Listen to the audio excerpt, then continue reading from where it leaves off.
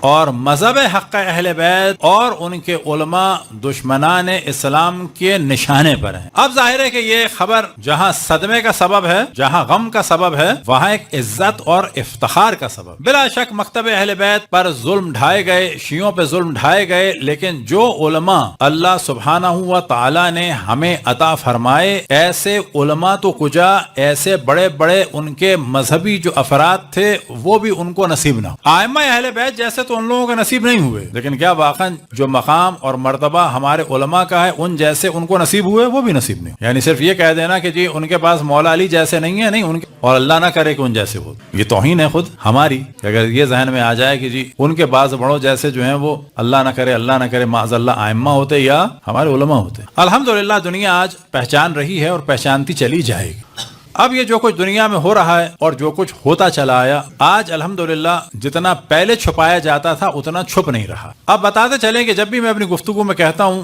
تو ہمیشہ واضح کر دیتا ہوں کہ وہ علماء جو دشمنان اہل بیت میں سے ہیں، نہ تو ہم جرنلی کہتے ہیں اہل سنت کو، اہل سنت ہمارے بھائی ہیں، جان ہیں، ان کے قدم ہمارے سر آنکھوں پر، وہ رسول اللہ کی وہ مظلوم بھیڑیں ہیں جو بھیڑیوں کے ہاتھ میں، اور یہ ہمیشہ ہم نے واضح کی۔ عام اہل سنت چاہے وہ حتیٰ ایکٹر یا ایکٹریسز کیوں نہ ہوں، وہ بہتر ہیں اپنے علماء سے۔ کیوں؟ ان کو اگر آپ سنیں گے تو وہ کہہ رہے ہوں گے صلی اللہ علیہ وآلہ وسلم، لیکن ان کے جب ملاؤں کو آپ دیکھیں گے تو وہ بہت الرٹ ہو کر کہتے ہیں صلی اللہ علیہ وسلم، کہیں آل نہ آ جائے زبان۔ تو یہ تو ایک طرح امتیاز ہے عالم اسلام میں مذہب حق اہل بیت علیہ السلام کو کہ جو اسلام واقعی اور حقیقی محمدی علوی ہے۔ اب اگر دیگر ادیان پہ بھی دیکھا جائے جو ان کا حال ہے وہ سب ان لوگوں کو پتا ہے، اور جو یہ کام ہوا اس کا حساب آخرت میں تو ہوگا لیکن دنیا میں بھی ہو۔ اور دھوکہ دینے کا وہی طریقہ ہے کہ جو شاطر اقوام ہمیشہ دھوکہ دیتے آئے ہیں کہ مذاکرات کے دوران ان پر حملہ۔ اور آج کی جو خبر ہے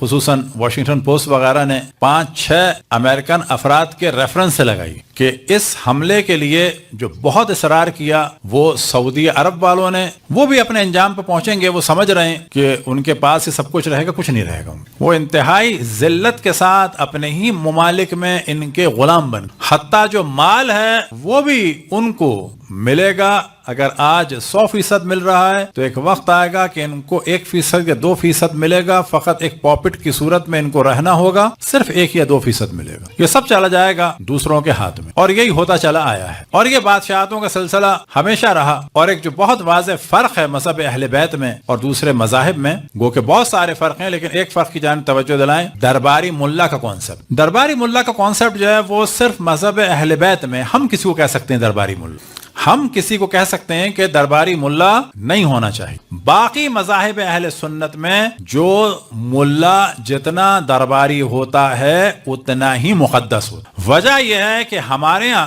امامت کے لیے عصمت شرط ہے، اور وہاں پر کیا ہے کہ امام فاسق اور فاجر اور زانی اور شرابی سب کچھ ہو سکتا ہے، چاہے وہ ابتدا سے ہو اور چاہے وہ بعد میں ہو جائے۔ ایک اہم ترین کتاب ہے ان کی عقائد نصفی، اس میں جو خاص موضوع ہے امامت کے بارے میں وہ کیا ہے؟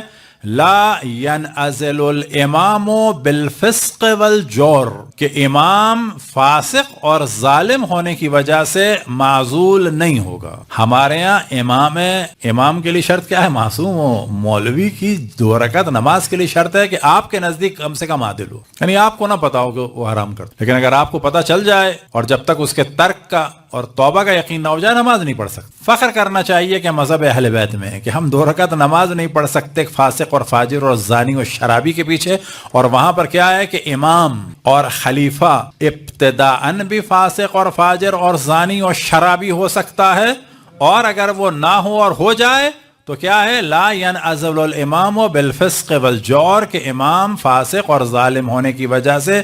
اور اس کے حاشیے میں جو علماء نے عبارتیں لکھی، کیا لکھی؟ مثال کے طور پر شراب اور زنا، اور ظلم میں کیا لکھا کہ اللہ کے بندوں پر ظلم، یعنی ظالم جو ہے وہ خلیفہ ہو سکتا۔ اسی طرح سے اگر کوئی فاسق و فاجر اور زانی اور شرابی حملہ کرے اور پہلے والے حاکم کو ہٹا کر یہ قابض ہو جائے تو جیسے ہی اس کا تسلط ہوگا وہ خود بخود اولو الامر اور خلیفۃ المسلمین اور امام بن جائے گا۔ اور اس غلبے کے ذریعے سے جو امام بنتا ہے اس کو فقہ اہل سنت میں کہا جاتا ہے امام المتغلب۔ اصل یہ چیزیں ہیں ان کے عقائد کی. ہمارے یہاں کیا ہے کہ امام جماعت بھی جو ہے وہ اگر فاسق ثابت ہو جائے تو نماز نہیں پڑھ سکتے، چاہے وہ سگا بھائی ہو چاہے باپ ہو. تو ہمیں فخر کرنا چاہیے پہلے مرحلے میں کہ ہمارے پاس اسلام واقعی ہے. وہ اسلام واقعی جو ہے وہ زبان چلانے سے نہیں ہے، وہ اہل بیت کے ذریعے سے. صلوات پڑھیں بر محمد والے محمد. اب کیونکہ اہل بیت کا مقام سب سے بلند ہے تو جو اہل بیت سے وابستہ علماء ہیں ان کا مقام بھی بہت بلند ہے، اور اہل بیت سے وابستہ جو افراد ہیں ان کا مقام. وجہ کیا ہے؟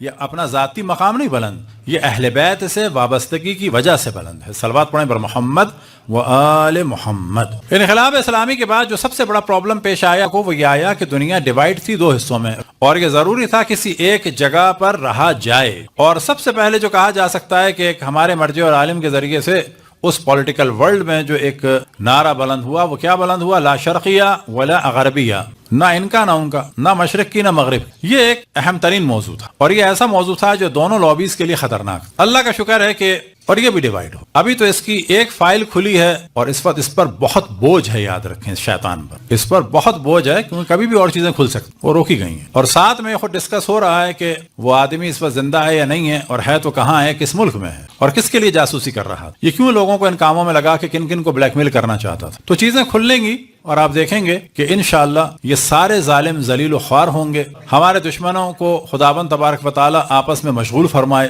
ایک دوسرے کے خون کا پیاسا بنائے، ایک دوسرے کے جان کا دشمن بنا دے. اس دعا کی قبولیت کے لیے بر محمد والے محمد صلوات.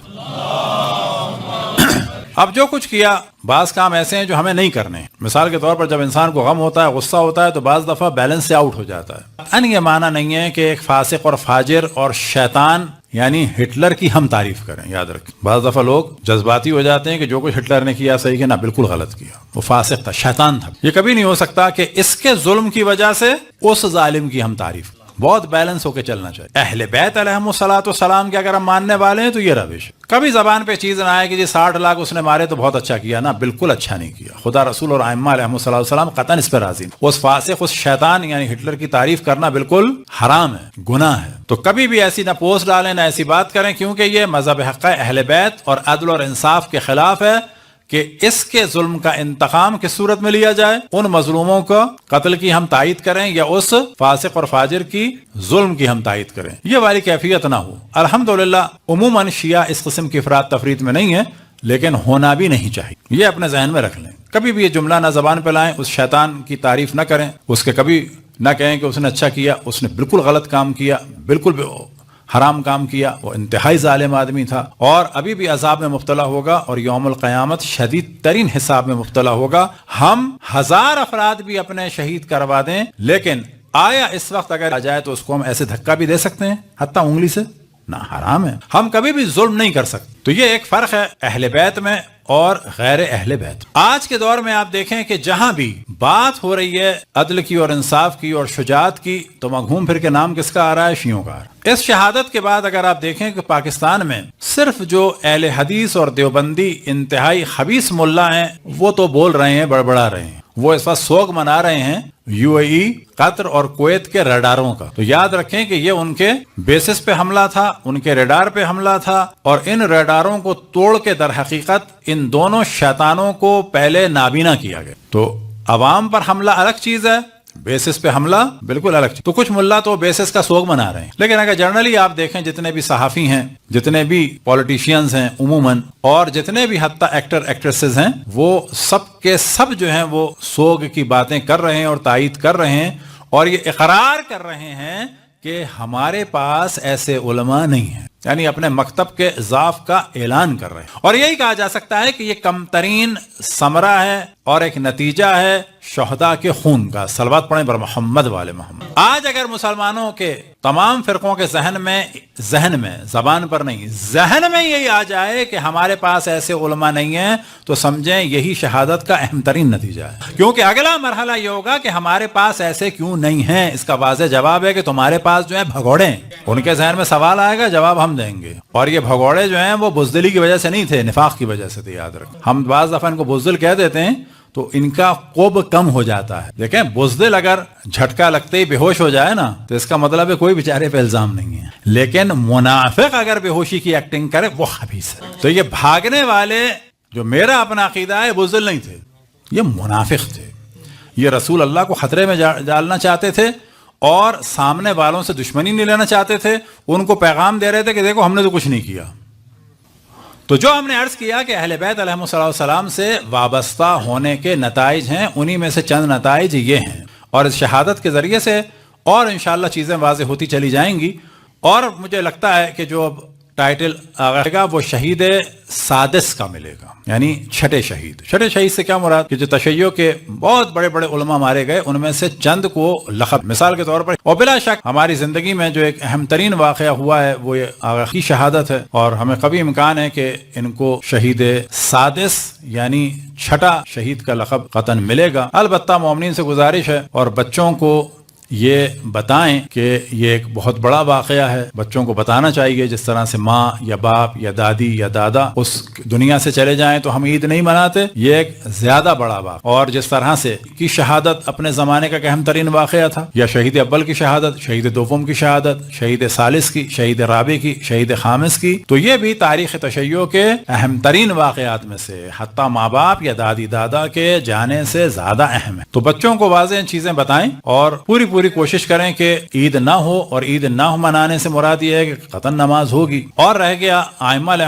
السلام کی ولادت کی محفل، تو ائمہ کا غم ہر خوشی پر اور غم پر مقدم ہے، اور ائمہ کے خوشی ہر غم اور ہر خوشی پر مقدم ہے. تو ظاہر ہے کہ 15 شعبان کا جو ذکر ہے وہ تو ہر حال میں ہے اور وہ سب پر مقدم ہے، اور وہ بھی انشاءاللہ انہی کے ایصال ثواب میں کے لیے ہوگا، کیونکہ ایصال ثواب کے لیے مجلس بھی ہو سکتی ہے اور میلاد بھی ہو سکتا ہے. صلوات پڑھیں بر محمد. تو یہ جو شہادت کے سلسلے ہیں کوئی نئے نہیں، جس پر یزید ملعون خبیث لعنت اللہ علیہ نے امام زین العابدین علیہ السلام کے خطبے کے بعد کہا کہ کون ایسے قتل کر دو، اور پھر لوگ بیچ میں آ گئے، تو امام زین العابدین علیہ السلام نے جواب دیا اتحدثوننی بالموت، آیا تم مجھے موت سے ڈراتے ہو؟ القتل لنا عادت و کرامتنا، کہ قتل ہونا تو ہماری عادت ہے اور شہادت ہماری کرامت ہے. اور تمام شیعہ اور علماء شیعہ اسی پر چل رہے ہیں، اور جناب زینب سلام اللہ علیہ نے ان شہادتوں کو ہمیشہ